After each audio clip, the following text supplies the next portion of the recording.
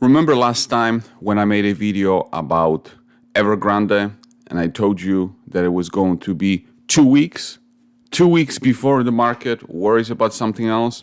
So this morning, or not just this morning, you look at the news. What are we supposed to worry about? Lawmakers raised the clock to avert shutdown ahead of the midnight deadline.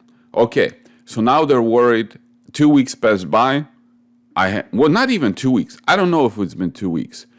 Evergrande, I don't hear much about it. You know, it ran its course. It got the ratings.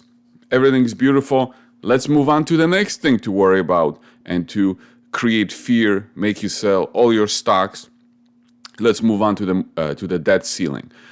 If we don't take care of this, the government is going to shut down. The world is going to stop operating. Sell all your stocks. Go and buy yourself a bunker, and wait for another 2 weeks so that we can worry you with something else that doesn't really matter. You see, this is the name of the game.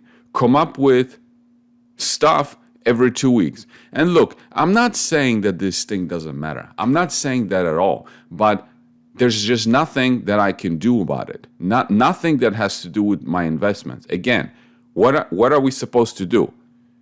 Stop working, stop going to the store, stop eating, stop serving people at restaurants because the debt ceiling is there. It's like the debt ceiling is there every few years, okay?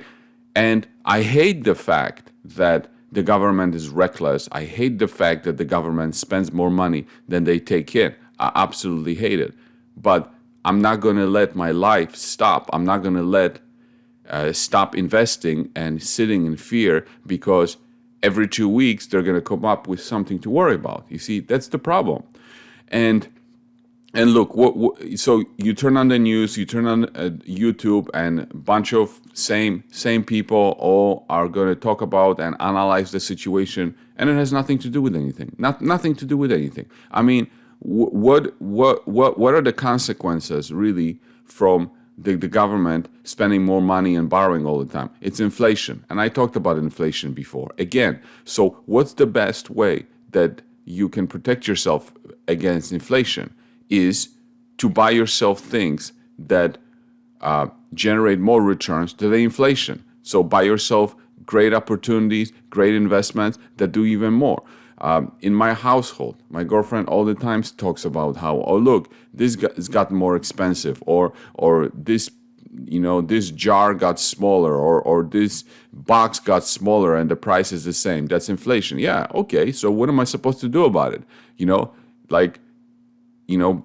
Buy gold? Well, if I never really got involved in gold and thinking about the macro, like seriously, and I did that, I was like in this rat hole for so long, for a few years, I would have been much richer by now because I wouldn't have paid attention to all this nonsense that has nothing to do with anything. I would have been paying attention to how my companies develop, how my companies develop new products, how my companies are getting clients, how my companies are solving more and more problems.